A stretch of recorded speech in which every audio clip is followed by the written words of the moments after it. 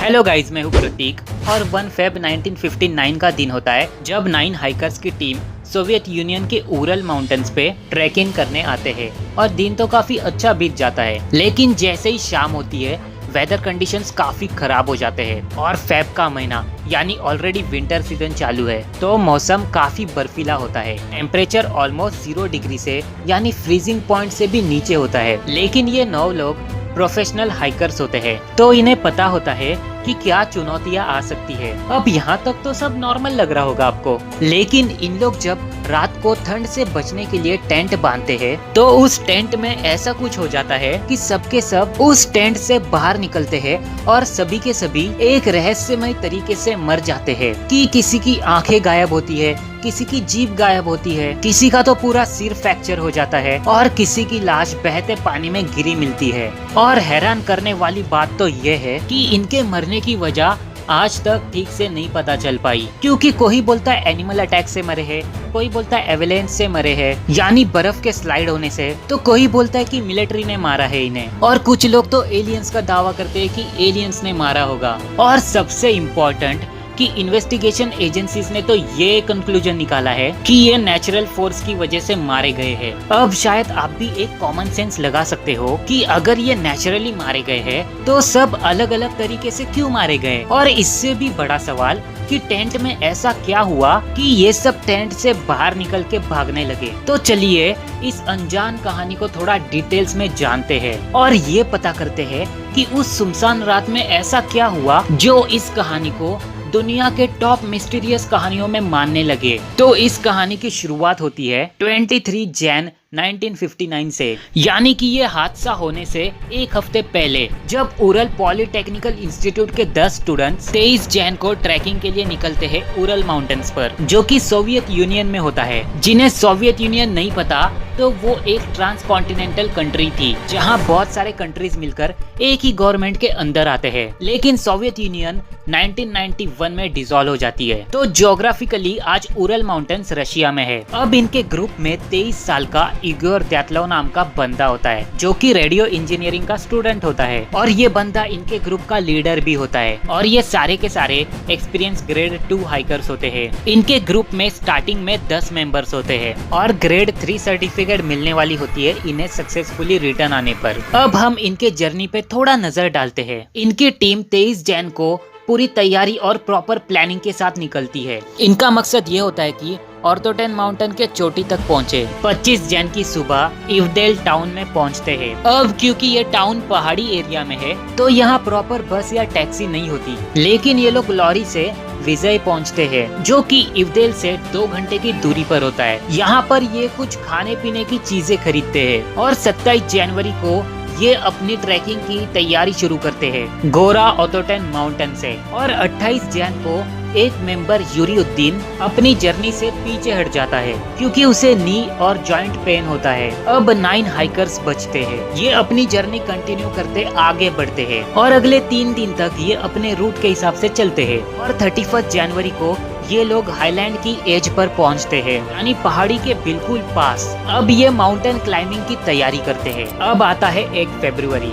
ये लोग आधा माउंटेन चढ़ चुके हैं। बस माउंटेन के टॉप पर पहुंचकर अपोजिट साइड में नीचे उतर के इन्हें अपनी कैंप लगानी होती है ताकि रात होने पर ठंड से बचा जा सके। अब इन्हें क्या पता होता है कि इनसे एक छोटी सी होने वाली गलती इनके लिए इतनी महंगी पड़ सकती है। होता यह है कि चारों तरफ बर्फ की आंधी शुरू होती है जिसके कारण सामने क्या है ये तक दिखाई नहीं देता। गलती इनसे ये होती है कि नॉर्थ में आगे बढ़ने की जगह इन लोग वेस्ट डायरेक्शन में बढ़ते हैं, और जब इन्हें अपनी गलती समझ आती है तब ये माउंटेन के टॉप पर होते हैं, लेकिन ओरिजिनल रूट से अभी भी भटके हुए हैं। अब इनको अपोजिट में नीचे उतरकर टेंट बांधना चाहिए जहाँ शेल्टर मिल सकता है, लेकिन ये लोग स्लोप पे ही अपना टेंट बांधते हैं। इन लोग टेंट में ही अपना खाना खा लेते हैं और उस टेंट में ऐसी कुछ भयानक घटना होती है कि ये मेंबर्स टेंट के अंदर से चाकू मारते हैं टेंट पर और सब बाहर निकलते हैं। कुछ मेंबर्स के पास प्रॉपर कपड़े होते हैं,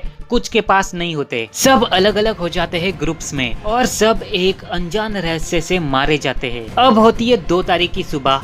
सबके सब मेंबर्स मारे जा चुके हैं और इनकी फैमिली यूनिवर्सिटी और दोस्तों को भनक तक नहीं है कि ये जिंदा भी है या नहीं, और कोई उन्हें ढूंढने भी नहीं जाता, क्योंकि ये लोग हाइकिंग पे आने से पहले ही बोल चुके थे यूनिवर्सिटी में कि हम जब रिटर्न आएंगे विजय विलेज में तब हम टेलीग्राम करेंगे, क्योंकि 1959 में तो वायरलेस फोन भी नहीं थे जो इन्हें कोई कॉल करके भी पूछे। अब इन लोग रिटर्न आने वाले होते हैं 12 फरवरी को, मतलब वैसे भी और 10 दिन बाकी थे 12 तारीख आने को। और ऊपर से इनका लीडर दैतलो, वो जो एक मेंबर रिटर्न गया घर पे, उसको बोला होता है कि 12 तारीख भी निकल जाएगी तो टेंशन मत लेना, हमें ज्यादा दिन भी लग सकते हैं। अब इनके ग्रुप को मरे 10 दिन पूरे हो जाते हैं और 12 तारीख भी निकल जाती है, ना ही किसी को इनका मैसेज या टेलीग्राम आता है, लेकिन फिर भी कोई चिंता नहीं करता। अब और 8 दिन बीत जाते हैं, 20 तारीख आती है। अब मरे हुए मेंबर्स की फैमिली कहती है यूनिवर्सिटी को कि रेस्क्यू ऑपरेशन स्टार्ट कीजिए। तभी यूनिवर्सिटी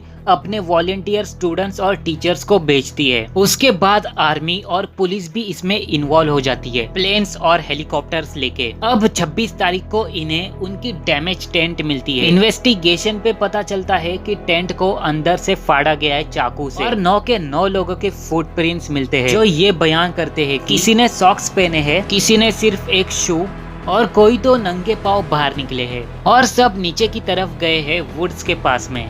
अब सबसे पहले 2 बॉडीज मिलती है, क्रिवोनिशेंको और दोरोशेंको की, जिनके शरीर पर सिर्फ अंडरवेयर और शूज होते हैं, और उनके पास के पेड़ की ब्रांचेस भी टूटी हुई मिलती है 5 मीटर हाइट तक, जो ये सजेस्ट करती है कि कोई तो ऊपर चढ़ा था कुछ देखने या किसी से बचने के लिए। थोड़ा आगे बढ़ने पर और 3 लाशें मिलती है, कोल्मोगोरोवा, स्लोबोदिन और इनके टीम के लीडर दैतलो की, और ये सब ऐसे पोजीशन में गिरे होते हैं जैसे टेंट की तरफ वापस लौट रहे हो। अब टोटल 5 लोगों की बॉडी मिल चुकी है, लेकिन बाकी के 4 अभी भी लापता होते हैं। अब 2 महीने बीत जाते हैं, लेकिन फिर भी बाकी के 4 मेंबर्स की लाशें अभी भी मिली नहीं होती। लेकिन फाइनली 4 मई को इन चारों की लाशें 13 फीट बर्फ के नीचे मिलती है। अब इनके लाशों को देखकर ये पता चलता है उनके सिर के और चेहरे के सॉफ्ट टिश्यूज डैमेज होते हैं। दुबिनिना और ज़ोलोतैर्वो की चेस्ट फ्रैक्चर होती है, दुबिनिना की टंग और लिप्स के कुछ पार्ट्स मिसिंग होते हैं, और ज़ोलोतार्वो के आईबॉल्स ही मिसिंग होते हैं, और अलेक्जेंडर कोलेवातोव के आईब्रोज। अब स्टार्टिंग के टाइम में तो मानसी पीपल पे डाउट आता है। मानसी यानी कोई इंडियन लड़की का नाम नहीं बता रहा। मानसी ये रशिया के ट्राइबल लोगों को बोलते हैं जो इस बर्फीले पहाड़ी में लोकली रहते हैं, लेकिन ये लोगों ने भी नहीं मारा होता, क्योंकि पोस्टमार्टम के रिपोर्ट में ऐसा कोई भी सबूत नहीं मिलता। और रिपोर्ट्स में ये बताया जाता है कि 6 मेंबर्स हाइपोथर्मिया की वजह से मरे हैं। हाइपोथर्मिया मतलब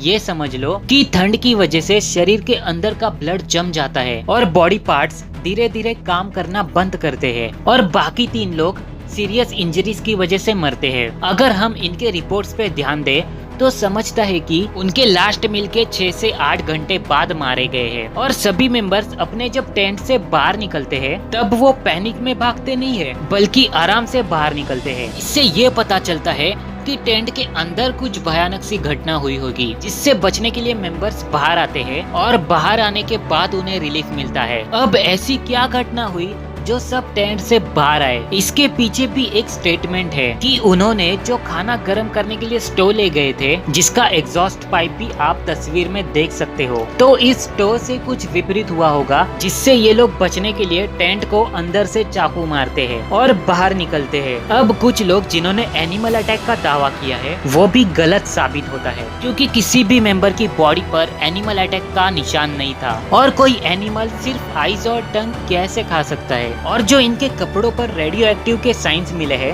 वो मिस्टीरियस तो थे, जिसे एलियंस से जोड़ा जाता है, लेकिन कोलेवातोव और क्रिवोनिशेंको दोनों भी न्यूक्लियर प्रोडक्शन फैसिलिटी में वर्कर्स थे, जिनके कपड़ों पे रेडियो एक्टिव साइंस मिलना कॉमन माना जाता है। तो इतनी सारी इंफॉर्मेशन होने के बावजूद कोई भी ठोस सबूत नहीं मिल रहा था जो ये रहस्य का खुलासा करे। तो प्रॉपर एक्सप्लेनेशन यही निकलता है कि उन लोग एविलेंस की वजह से मारे गए हैं, यानी बर्फ के स्लाइड होने की वजह से, और इस दैतलो टीम की मौत का एग्जैक्ट रीजन इन्हीं के साथ चला जाता है। या तो यूं कहूँ कि इस रीजन को दबा दिया जाता है, क्योंकि लेव निकिटिच इवानोव, जो कि एक फॉर्मर पुलिस ऑफिसर रहता है, वो एक आर्टिकल पब्लिश करता है 1990s में, जिसमें बताया गया था कि इस घटना से रिलेटेड इनके पास कोई भी लॉजिकल एक्सप्लेनेशन नहीं होता, और इनकी टीम भी उस इंसिडेंट के दिन आसमान में फ्लाइंग स्पीयर्स देखते हैं और जब ये आर्टिकल लेव पब्लिश करता है उसे ऑर्डर्स आते हैं हायर रैंकिंग रीजनल ऑफिशियल से कि ये क्लेम को अभी के अभी हटा दो। अब ये आर्टिकल इस मिस्टीरियस इंसिडेंट पे क्वेश्चन खड़ा करता है कि वो फ्लाइंग स्पीयर एग्जैक्टली था क्या, कोई एलियंस से जुड़ा हुआ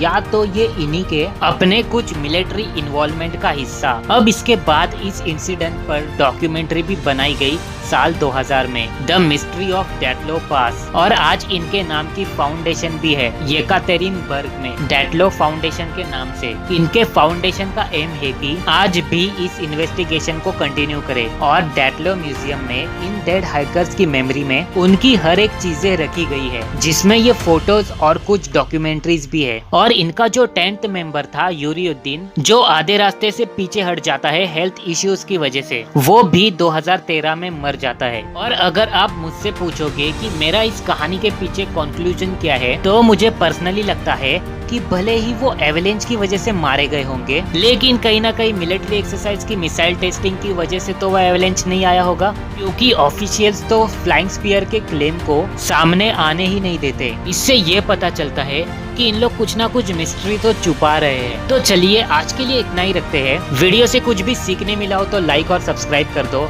मैं मिलता हूँ आपको अगले वीडियो में, जब तक के लिए बाय बाय।